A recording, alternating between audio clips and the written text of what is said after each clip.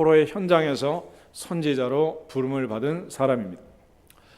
바벨론의 대왕 느부갓네살이 예루살렘을 함락시키고 성전을 멸망시키는 과정에 세 차례 큰 전쟁이 있고 세 차례 포로로 잡혀가는 끔찍한 사건이 있었습니다. 세 번씩이나 같은 일이 반복되었던 것은 하나님께서 유대민족에게 세 번씩이나 기회를 주신 것이고, 그럼에도 불구하고 그들이 끝까지 고집을 부리고 하나님을 의지하지 아니하므로 마침내 드디어 멸망하고 만 것. 요엘 선지자의 말씀처럼 옷을 찢지 말고 마음을 찢고 너희의 하나님께 돌아오라. 그리하면 혹시 여호와께서 또 소제와 전제를 다시 드리게 하실는지 어찌 알겠느냐 하신 말씀처럼 그들이 옷을 찢지 않고 마음을 찢었다면, 그들이 하나님 앞으로 돌아왔다면 좋았을 텐데 결국은 멸망을 당하고 말았습니다. 유대민족의 멸망의 가장 키포인트 핵심은 뭐냐? 성전의 무너짐이었습니다. 단순히 건물이 무너진 것이 아니라 하나님과의 관계가 단절이 된 것입니다. 그들은 매일같이 아침 저녁으로 하나님 앞에 제사를 드렸습니다. 상번제를 드렸습니다. 일주일에 한 번씩은 안식일 제사를 드렸고, 매월 초하루가 되면 월삭 제사를 드리고 한 달을 새롭게 시작했습니다. 매년 연초가 되면 나팔절로 설날 새로운 한 해를 열었고, 6월절, 오순절, 장막절, 대속제일 많은 절기를 지키면서 그들은 하나님 앞에 살았습니다. 그러나 선지자 이사야 당시부터 그들은 많은 황소와 염소의 피를, 어린 양의 피를 성전에 뿌렸지만 이사야를 통해서 하신 말씀을 보면 마당만 밟고 지나가는 자들이다. 누가 성전 문을 좀 닫았으면 좋겠다. 이런 하나님의 안타까움이 이사야에서 전편에 흐르고 있습니다. 그런데 드디어 이제 바벨론 포로로 잡혀간 에스겔을 통해서 무너진 성전, 그 성전의 의미를 다시 설명해 주고 있는 거예요. 성전은 물론 눈에 보이는 성전, 다윗과 솔로몬이 건축했던 황금 성전, 얼마나 찬란한 성전이겠어요. 그러나 나중에 이제 바사왕 고레스가 등장하면서 바벨론이 망하고 하나님께서 고레스의 칙령으로 이스라엘 백성들을 바벨론 포로 70년에서 귀환시키는데 그들에게 주신 가장 중요한 목적도 유다 민족 중에 모두 다 예루살렘에 올라가서 하나님의 성전을 건축해라. 성전을 건축해라. 이것이 고레스의 칙령의 내용입니다. 다시 말하면 건물을 짓는 것도 중요하지만 하나님과의 관계를 회복하는 것입니다. 하나님과의 관계를 회복하는 것은 가장 중요한 제사를 회복하는 것이고, 그들이 하나님 앞에 계명을 지키고 삶을 회복하는 것입니다. 그런데 그 회복은 어떻게 이루어지는 것이냐?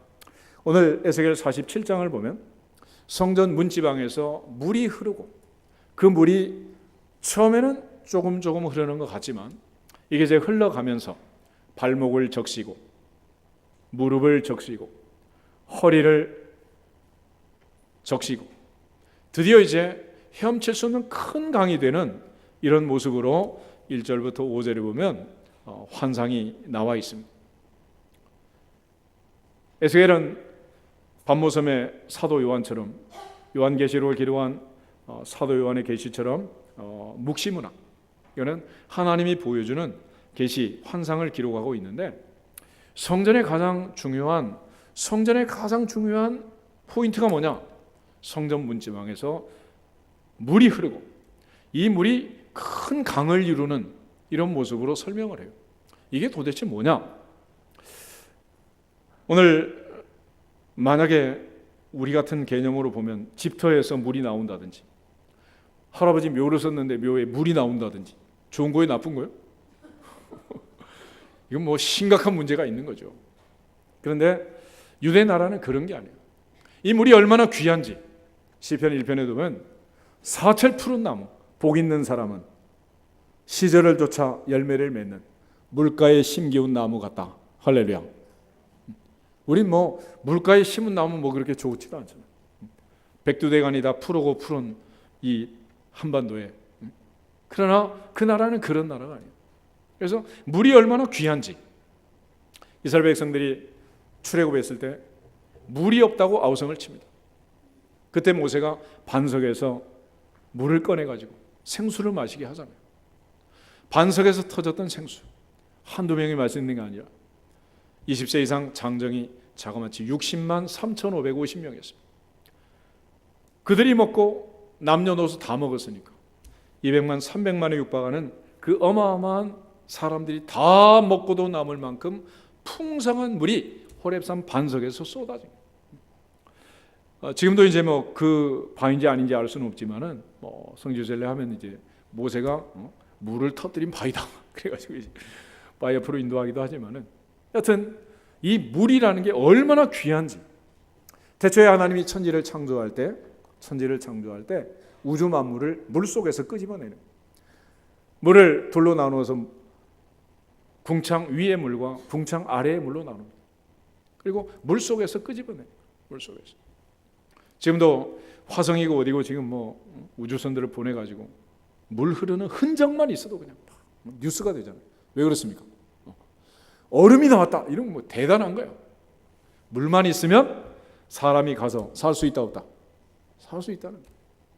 사람이 어디서 태어난 거냐? 엄마 뱃속에서 나온 것 같지만 사실은 물 속에서 나온, 물 속에서. 엄마 뱃속에 모태 양수에 애가 떠 있다가 나온 거 아니에요? 엄마하고 애기하고 혈액형이 같습니까? 다릅니까? 물론 같을 수도 있지만 대부분 다르단 말이에요. 그러나 태초를 통해서 영양분과 노폐물이 들어오고 나가고 이렇게 해서 아이가 9달 동안 엄마 뱃속에 있다가 나오는 거예요. 물 속에서. 그리고 또 우리의 몸은 70%가 뭐로 돼 있다? 물로 돼 있다 그러잖아요. 물. 그래서 우리가 부딪혀도 부들부들하고 이게 안 다치는 거예요. 물이야, 물. 보통 하루에 뭐 2리터를 마셔라 뭐 그렇게 얘기하잖아요. 그만큼 또 우리가 땀으로 대소변으로 물을 다 쏟아내고 있다. 그러니까 결국은 물이 얼마나 중요하냐. 그래서 그리스 철학자 탈레스는 만물의 근원은 물이다 그랬잖아요. 물. 그런데 요즘 사람들은 물을 잘 안 먹는다는 거예요. 그럼 뭘 먹느냐? 물 같은 것만 먹는데 콜라, 사이다, 맥주, 뭐 커피, 기타 등등. 그건 물이 아니야. 물은 뭐냐? 물은 제로 칼로리. 커피, 보리차 칼로리 있을까요? 없을까요? 다 있어요. 다 있어요. 뭐가 들어가면 칼로리가 생기는 거예요. 물만 제로 칼로리, 물만. 그래서 뚱뚱한 사람, 홀쭉한 사람 가장 특징적인 것 중에 하나가 뭐냐? 물을 많이 마시면 미인이 되고 물을 안 마시면 문페이스. 빵빵해지는 거예요. 물이 그만큼 물이. 그래서 물을 많이 마시면 혈액도 묽어지고 고지혈, 고단백모, 혈관 질환 다 없어지는 거예요. 그런데 물은 안 마시고 물 같은 것만 먹으니까 계속 끈적끈적하는 거지 뭐. 그래서 점점 힘들어지는 거예요. 하나님께서는 우리에게 물을 마시고 살도록 그렇게 한 거예요. 물. 그만큼 생수가 중요하다. 그래서 인간의 육체의 생명을 살리는 데 있어서도 뭐가 중요하다? 물이 중요하다. 요즘 이제 우리는 무더운 여름철을 맞이하지만 보통 이제 선교제에 가게 되면은 선교사님들이 주는 주의 사항이 있어요. 항상 생수병을 들고 다니면서 물을 주기적으로 마시라는. 갈증이 나서 물을 마시면 그때는 문제가 이미 생긴 거예요. 이미 내 몸이 갈증의 신호를 보낼 때까지 물을 안 마시면 안 된다는 거예요. 물은 미리미리 마시는 미리미리. 그래서 항상 물을 마시고 탈수가 일어나지 않도록 그렇게 하라. 지금 여름에 이제 뭐 장로님 기도하셨지만은 연로하신 분들 늘 문제가 되는 이유가 뭐냐? 이 탈수. 물 안 마셔서 물 안 마셔서. 그러니까 물 같은 것 먹지 말고 물 마셔야 됩니다. 아멘. 우리 한번 인사하시죠. 물 같은 것 마시지 말고 물만 마십시다.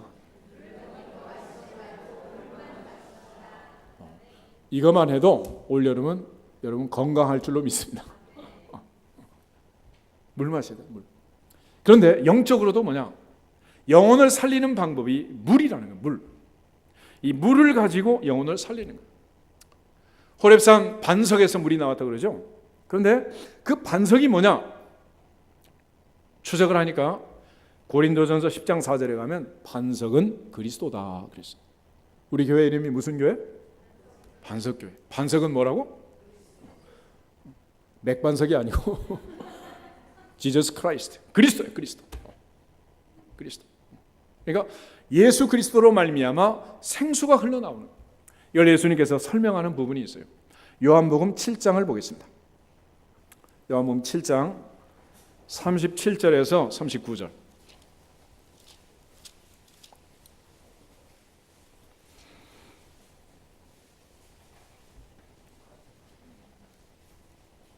요한복음 7장 37절부터 39절 가지겠습니다. 명절 끝날 곧 큰 날에 예수께서 서서 외쳐 이르시되 누구든지 목마르거든 내게로 와서 마시라. 나를 믿는 자는 성경의 이름과 같이 그 배에서 생수의 강이 흘러나오리라 하시니, 이는 그를 믿는 자들이 받을 성령을 가리켜 말씀하신 것이라. 예수께서 아직 영광을 받지 않으셨으므로 성령이 아직 그들에게 계시지 아니하시더라. 아멘.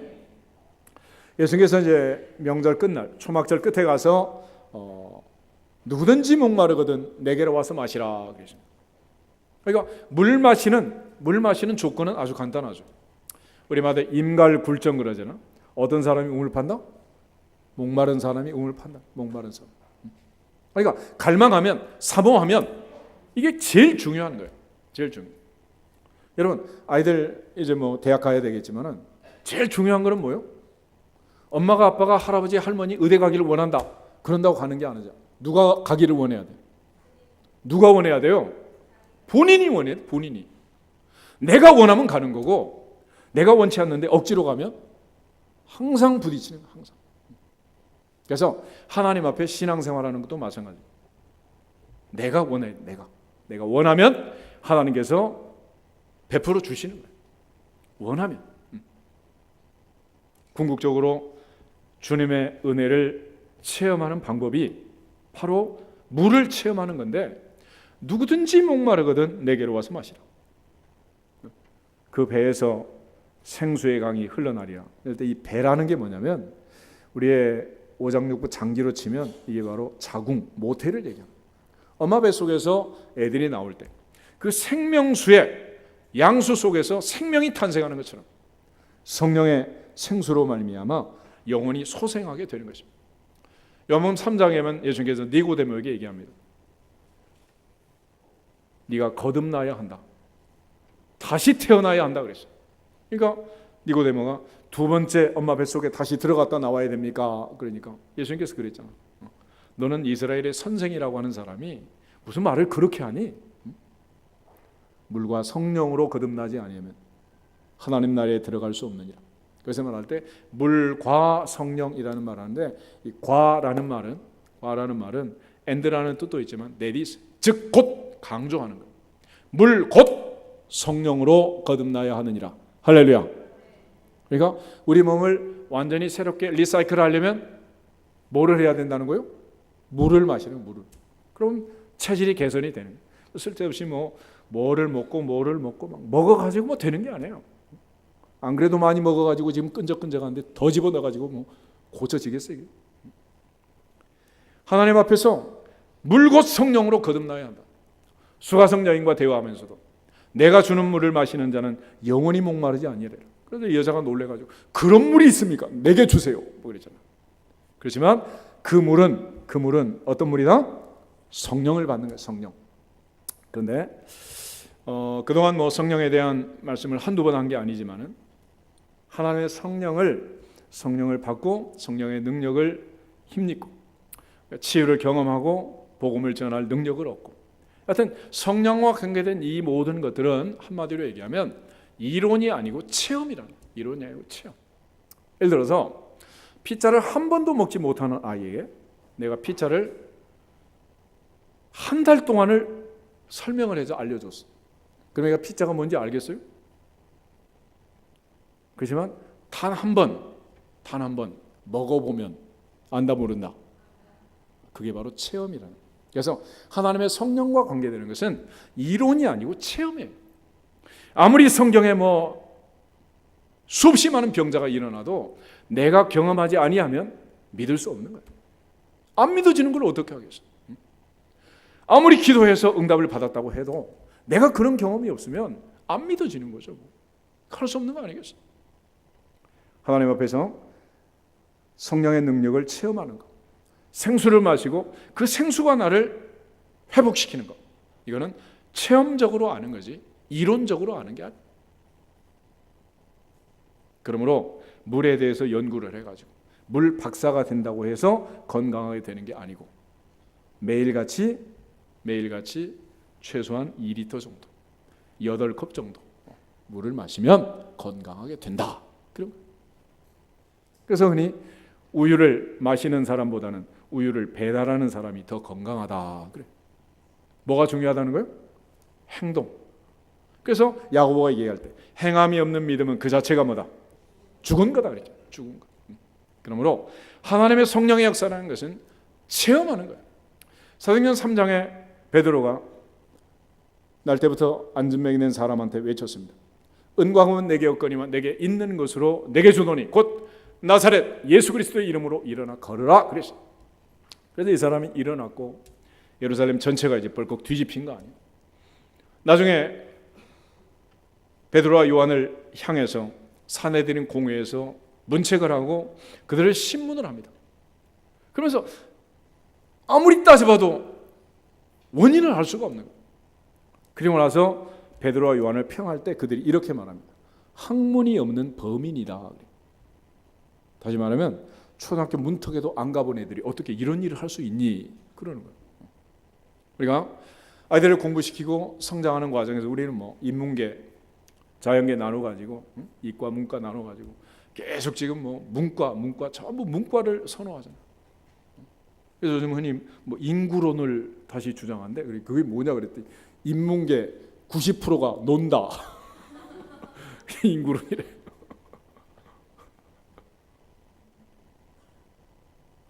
근데 외국은 그렇게 하지 않습니다. 아이들이 고등학교로 가면 얘가 어느 소질이 있는가를 보는 거예요. 단지 과정을 순서를 바꿀 뿐이에요. 예를 들어 인문계라는 게 뭡니까? 이론을 먼저 배우고 나중에 회사 취직해서 실습하는 거 아니겠어요? 이공계, 자연계는 뭡니까? 먼저 가서 체험하고 나중에 대학에 들어가는 거예요. 그러니까 요즘 예를 들어 뭐 고등학교 졸업 나고 취직해라. 그러면 옛날 같으면 한 명도 안 했어, 한 명도. 그런데 지금은 고등학교 졸업 나고 취직해라. 다 한대.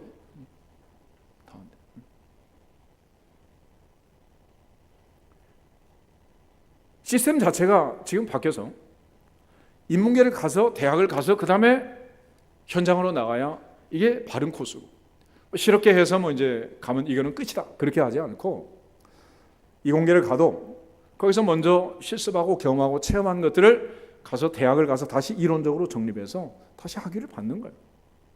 단지 순서가 이론을 먼저 배우고 실습하느냐 실습 먼저 하고 이론하느냐 이 차이점 아니겠어요? 그런데 문제는 어느 하나만 붙들리게 쓰면 안 된단 말이에요. 이론은 아주 강한데 체험이 없으면 어디다 써먹겠어요?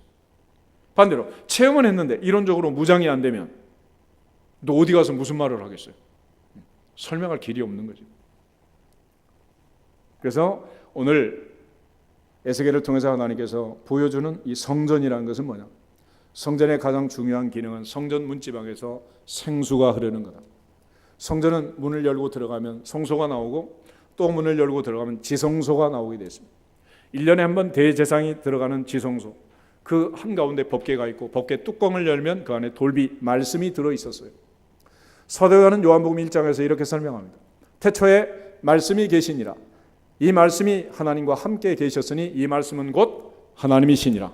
할렐루야. 예수 그리스도로 말미암아 생수가 나오는 거예요. 호렙산 반석에서 생수가 터진 것도 예수 그리스도로 말미암아 생수가 우리에게 주어진다는 사실을 가르쳐 주시고 주님이 친히 이 땅에 오셔서 니고데모에게 수가성 여인에게 초막절에 누구든지 목마르거든 내게로 와서 마시라. 나를 믿는 자는 성경의 이름과 같이 그 배에서 생수의 강이 흘러나오리라. 그러니까 주님을 믿는다는 것이 단순히 예수 믿고 구원받는 그것이 전부가 아니고 성령의 생수를 맛보고 체험하는 것입니다. 할렐루야. 바로 이 성령의 능력이 얼마나 강하고 얼마나 센가 하는 것을 오늘 지금 에스겔이 그림처럼 설명을 하는 거예요. 문지방에서 나오는 물이 발목을 적십니다. 발목 차는 물은 내 마음대로 걸어갈 수 있어요, 없어요? 있죠. 무릎까지 찼습니다. 그래도 갈 수 있어요. 허리가 차요. 좀 힘들긴 하지만 그래도 걸어갈 수 있죠. 그런데 그 단계에서 멈추지 않고 성전 문지방에서 흐르는 그 생수가 큰 강이 되고 바다가 됐습니다. 이제는 내 마음대로 할 수 있습니까, 없습니까? 그때는 할 수 없습니다. 다시 말하면 성령의 충만함은 진짜로 충만할 때까지 충만해야 하느니라. 그걸 강조하는 거예요. 그게 어느 정도 충만이냐? 그래서 에베소서 5장 18절에 가면 비교를 해요. 술 취하지 말라. 이는 방탕한 것이니 오직 성령으로 충만함을 받으라. 여러분, 술 좋아하십니까? 저는 마신 적이 없어가지고 어느 정도 마셔야 취하는지 잘 모르겠지만, 술을 진짜로 좋아하는 사람들은 언제까지 마셔요? 취할 때까지 마셔요. 안 취하면 이 마신 게 아닌 거지 뭐. 그리고 안 취했으면서 막 취한 척하면 표가 납니까, 안 납니까? 다 표가 또 나는 거야. 그러니까 진짜로 취하면 어느 정도냐? 내가 내 몸을 내 마음대로 가눌 수 있다, 없다? 없다. 그게 바로 지금 헤엄칠 만한 큰 강에 내가 빠져서 내 몸을 내가 마음대로 할 수 없는 것과 같다는 거예요. 그러니까 하나님의 성령의 능력이 우리에게 임하면 우리의 힘으로 그 성령을 저항할 수가 없는 거예요. 그래서 스가랴서 4장 6절에 가면 힘으로도 아니 되고 능으로도 아니 되고 오직 나의 영으로 되느니라. 할렐루야. 우리의 힘과 능력보다도 더 위대하고 강력한 힘이 뭐냐? 성령의 힘이라는 거예요. 그래서 오직 성령이 너희에게 임하시면 너희가 뭘 받고? 권능을 받고. 그런데 그 권능이란 말을 헬라어로 두나미스라고 해요. 두나미스. 영어로 번역하면 다이너마이트. 내가 힘이 아무리 세도 다이너마이트하고 견줄 수 있겠습니까? 그럴 수 있는 사람이 누가 있겠어요? 내가 아무리 힘이 세다고 해도 한강물 앞에 가서 교만 떨면 되겠어요? 동해바다 앞에 가서 교만 떨면 되겠냐고요. 그때는 가장 좋은 방법이 뭐냐? 맡기는 거예요. 그러니까 수영을 하는 사람하고 못하는 사람은 차이점이 아주 간단해요. 물에다 맡기면 뜨는 거고 거기서 허우적대면 힘쓰면 애쓰면 빠져 들어가는 거예요. 일단 생수가 흘러넘쳐서 큰 강이 되면 그때는 내 마음대로 할 수 있는 게 아니라 예수님께서 십자가 앞에서 이미 우리에게 가르쳐 주셨습니다. 지금 구원 사역이 이루어지기 직전이고 거대한 십자가의 죽음이 내 앞에 지금 닥쳐오고 있습니다. 내가 그걸 피할 방법이 어디 있어요? 그래서 주님 기도하실 때 나의 원대로 마시고 누구 원대로? 아버지 원대로 하옵소서. 맡기는 거예요. 인생을 살면서 정말 어렵고 중차대한 문제가 생기면 그때는 맡기는 것입니다. 할렐루야. 맡겨야지. 맡기지 않고 허우적대면 안 된단 말이에요. 궁극적으로 성전 문지방에 나오는 생수가 큰 강을 이루었던 것처럼 올여름 하나님의 보좌 앞에서 우리가 받아야 할 가장 중요한 첫 번째 은혜는 성령의 충만함인 줄로 믿습니다. 진짜 충만하게 받아야 할 줄로 믿습니다. 취한 척하면 안 되는 거예요. 발목 젖히고 왔다 갔다 하면서 성령의 인도하심이라고 억지 부리면 안 됩니다. 허리까지 차서 좀 힘들긴 하지만 내 마음대로 그대로 끌고 다니면서 하나님의 성령이 인도하신다고 억지 부리면 안 되는 거예요. 하나님의 성령의 임재 속에서 충만함을 체험하고 다 맡기면 하나님께서 맡아주실 줄로 믿습니다. 우리가 할 일은 다른 게 아니에요. 사도 바울이 말한 것처럼 나는 주 예수께 붙잡히만 된 그것을 잡으려고 쫓아간다 그랬습니다. 사명을 감당하는데 중요한 것은 뭐냐? 첫째는 예수님께서 바울을 붙잡았습니다. 그런데 그 다음에는 바울이 주님을 또 붙잡은 거예요. 왜 그랬느냐? 첫째는 그 험한 세상에서 바리새파의 그 잘못된 사상에서 주님이 그를 끄집어냈습니다. 할렐루야. 그런데 나와 보니 더 큰 바다가 있는 거예요. 물에 빠진 사람 뭐라도 잡아야 되는 거예요? 지푸라기를 잡아야 되는 거죠. 그래서 우리는 주님을 붙잡아야 이 강을 건너갈 줄로 믿습니다. 주님을 붙들어야만 승리할 줄로 믿습니다. 그게 뭐 하는 거냐? 말씀과 기도에 전무하는 거예요. 베드로와 12사도가 말씀과 기도를 제쳐놓고 공개를 일삼다가 초대교회 문제가 됐습니다. 아나니아 삽비라 성령 충만하지도 못하면서 헌금했다가 남편 죽고 아내 죽고 다 죽고 말았어요. 하나님의 성령의 임재 속에, 충만함 속에 내 힘이 아닌 주님의 능력을 힘입고 주님 붙들고 갈 수 있기를 주의 이름으로 축복합니다. 아이들이 어렸을 때는 외출하면 엄마 손 붙잡고 가요? 놓고 가요? 어떻게 합니까? 꼭 붙들고, 잠시라도 떨어지면 그냥 큰일 나는 것처럼. 그런데 이제 뭐 중고등부 애들 엄마 손 붙들고 가면 잡아 안 잡아? 엄마 창피하다. 말로 할 때 나라. 이제 컸다는 거지 뭐. 우리가 하나님 나라 일을 하면서 주님 손 붙잡지 않고 내 힘으로, 내 생각으로, 내 의지로 우리도 회의해서 결정할 수 있습니다. 그렇다면 교만하기 짝이 없는 거죠. 그러지 않겠어요? 하나님 앞에 진심으로 주님의 손 붙들고 갈 수 있기를 주의 이름으로 축복합니다. 운전도 마찬가지. 초보 운전 경험하셨죠? 어떻게 해요? 핸들을 두 손으로 있는 힘을 다해서 붙들고 땀이 뻘뻘 날 때까지. 그런다고 뭐 차가 더 잘 가고 덜 가는 것도 아닌데. 그러다가 이제 익숙해지면 어떻게 돼? 눈이 내려도 한 손으로 운전하면서 앞에 옆에 보면서 까불다가 사고 나는 거지.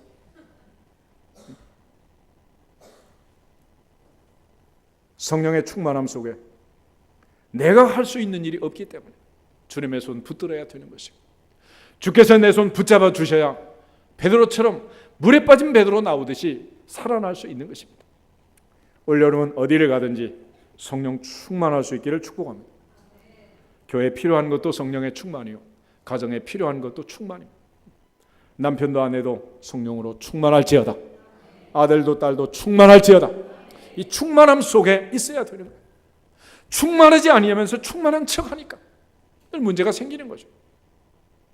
진실로 성령의 충만함 속에서, 성령의 능력과 기름 부심 속에서 주님이 공생애를 사셨던 것처럼 마지막 날까지 날마다 성령으로 충만한 그 충만함 가운데 거할 수 있기를 주님의 이름으로 축복합니다. 그러면 충만함은 어떻게 다음 단계를 밟느냐? 에스겔 47장 6절부터 보면 강이 흐르고 강 좌우편에 나무가 심이 많다. 그리고 그 강으로부터 시작해서 마지막 12절을 한번 같이 읽겠습니다. 강 좌우 가에는 각종 먹을 과실나무가 자라서 그 잎이 시들지 아니하며 열매가 끊이지 아니하고 달마다 새 열매를 맺으리니 그 물이 성소를 통하여 나옴이라. 그 열매는 먹을만하고 그 잎사귀는 약 재료가 되리라. 아멘. 계속해서 성소에 흐르는 생수를 마심으로써 성령의 임재 속에, 성령의 능력 속에 열매를 맺는다. 열매를 맺는다. 그러니까 진짜로 성령 충만하면 열매를 맺는 거예요. 열매. 예수님께서 하나의 밀의 비유를 통해서도 말씀했잖아요. 밀을 진짜로 땅에 심으면 30배, 60배, 100배 열매를 맺게 되는 거예요. 그렇지만 항아리 속에 두면 그대로 있는 거 아니에요. 성령의 능력 속에, 성령 충만함 속에 반드시 성령의 열매 맺기를 주 이름으로 축복합니다. 살아있는 나무들은 다 열매를 맺게 되어 있어요. 그런데 이 열매는 여기서 끝나지 않고 언제적 식목일에 옮겼는지 모르겠는데 이게 천국으로 가 있어요. 우리 요한계시록 22장 한번 찾아보실까요? 성경책 맨 마지막 장.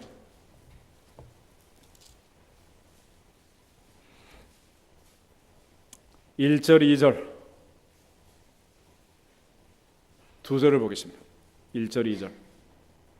또 그가 수정같이 맑은 생명수의 강을 내게 보이니 하나님과 및 어린 양의 보좌로부터 나와서 길 가운데로 흐르더라.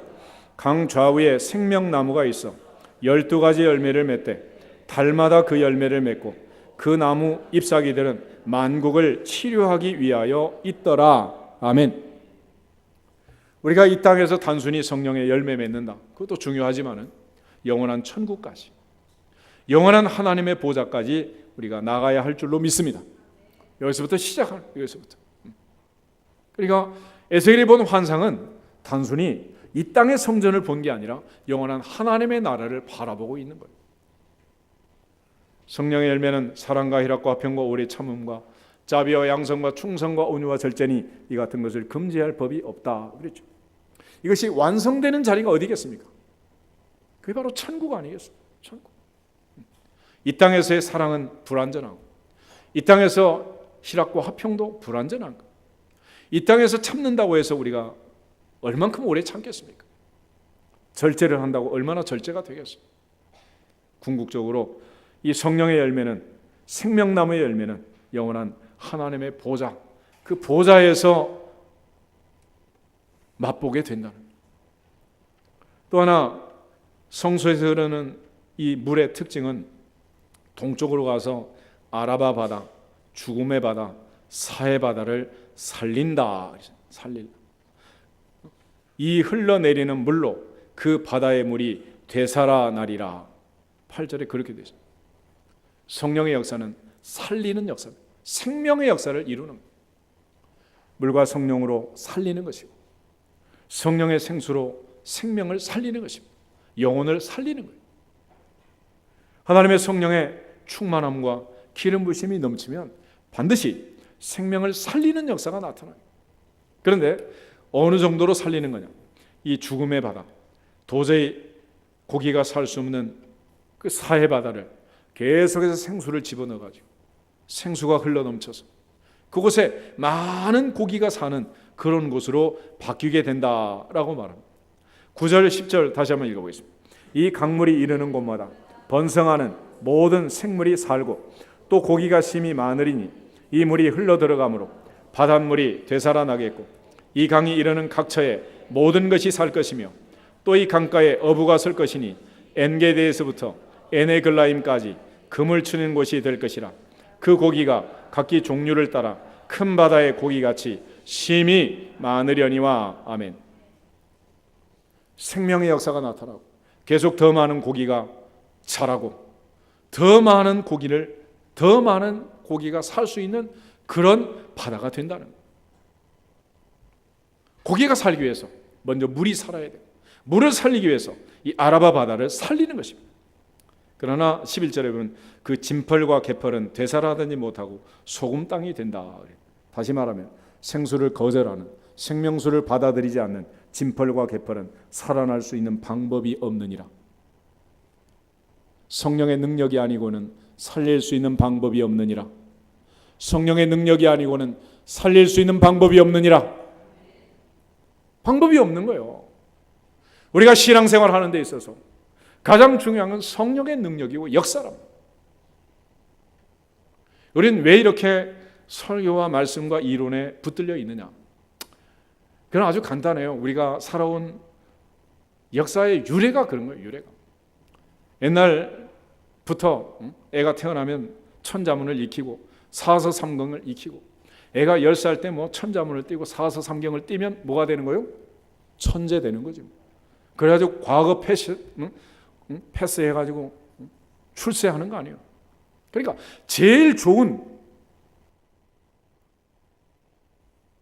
그 방법이 뭐냐?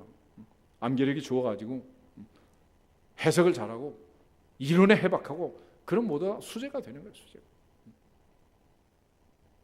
그래서 그런 문화에 젖어 있다 보니까 목사님도 어떤 목사님이 훌륭하냐? 설교 잘해야 되고, 옛날에는 말씀을 뭐 잘 쪼갠다나 뭐 어떻게 쪼개는지 모르겠지만 하여튼 뭐 그래가지고 거기에만 붙들려 있는.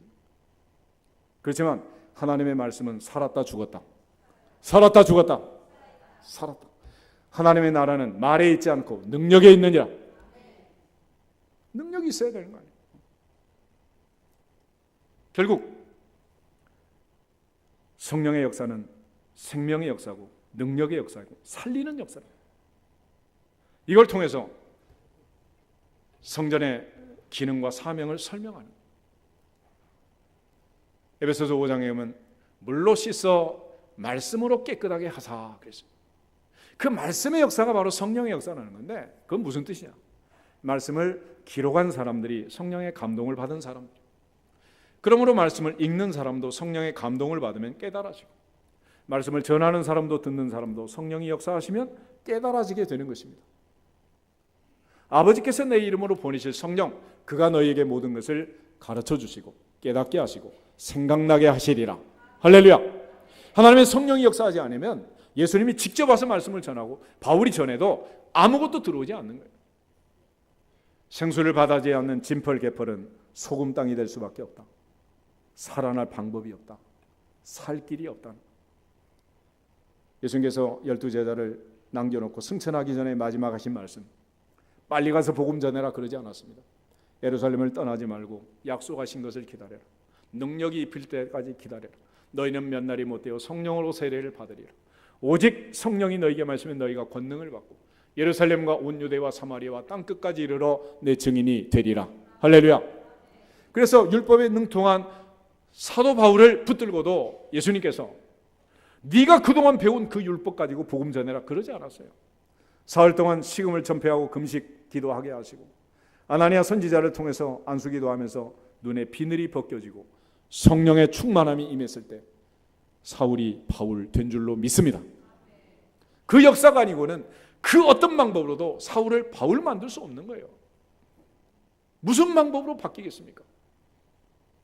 그러므로 이 무더운 여름 여러 가지로 해야 할 일도 많지만 영적으로 해야 할 제일 중요한 일은 생수를 마시는 일입니다.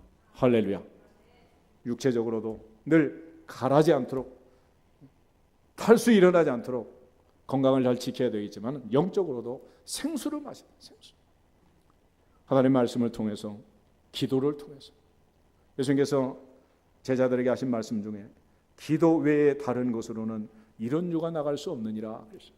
다시 말하면 기도라는 것도 성령의 인도하심으로 깊은 기도를 드리고, 우리가 빌 바를 알지 못하지만 말할 수 없는 탄식으로 우리를 위하여 간구하시는 성령의 임재 속에 지금도 하나님 보좌 우편에서 우리를 위하여 간구하시는 예수 그리스도의 이름으로 아버지 앞에 기도할지어다. 그게 진짜 기도라는 거예요. 그렇게 기도하면 하나님의 역사가 나타나고 모든 일이 회복이 된다. 그래서 이 성전이 갖는 가장 중요한 의미 중에 하나는 에스겔 48장 35절 말씀을 한번 찾아보세요. 한 장만 넘기면은 그 사방의 합계는 18,000척이라. 그날 후로는 그 성읍의 이름을 여호와 삼마라 하리라. 여호와 삼마라는 말이죠. 그 밑에 각주를 보면 여호와께서 거기 계신다. 그렇게 돼요. 성전은 어떤 곳이요? 여호와께서 계시는 곳이다. 여호와가 계시는 곳이죠. 그곳에서 생수가 나오고 그곳에서 샘이 터지는 것입니다. 아들 낳으리니 이름을 임마누엘이라 하라. 하나님이 우리와 함께 계신다. 볼지어다 내가 세상 끝날까지 너희와 항상 함께 있으리라. 주님 그렇게 말씀하셨습니다. 오늘 하나님의 은혜로 이제 7월 한 달을 마무리하는데 내일부터 시작된 8월 한 달도 주님이 함께하는 달이 되기를 축복합니다. 한 사람 한 사람, 한 가정 한 가정, 하나님의 교회 주님이 함께하시고 주님이 우리를 충만하게 붙들고 주장하셔서 한 사람도 내 마음대로 돌아다니지 않고 성령의 인도하심 속에서 주님께 붙잡힌 바 되어서 인도하심을 받을 수 있기를 축복합니다. 그렇게 되면 무더운 여름 몸도 마음도 영혼도 건강하게 될 줄로 믿습니다. 그 하나님의 은혜가 우리에게 떠나지 않기를 축복합니다. 이 시간 같이 예배하는 어린 자녀들에게도 제일 중요한 게 뭐냐? 성령 충만을 받는. 성령 충만. 남편도 아내도 성령 충만해야 돼. 부모도 일가 친족도 성령 충만해. 우리 이제 8월달 임직식을 앞두고 있지만 이것도 다 마찬가지. 그래서 초대교회에서 제일 중요한 첫 번째 조건이 뭐냐? 성령 충만이에요. 성령 충만. 성령이 충만하고 그 다음에 믿음이 충만하고 지혜가 충만하고 칭찬받는 일꾼들. 그런 초대교회 7 집사 중에 스데반 집사님 얼마나 충만했어요. 빌립 집사님 얼마나 충만하고 이 모두가 하나님 앞에 성령 충만함으로 흔들리지 않고 올여름도 우리의 영혼이 목마르지 않고 가라지 않고 성령의 생수로 넘쳐나기를 주의 이름으로 축복합니다. 우리 옆 사람 앞에서 인사하겠습니다. 성령의 생수로 충만합시다.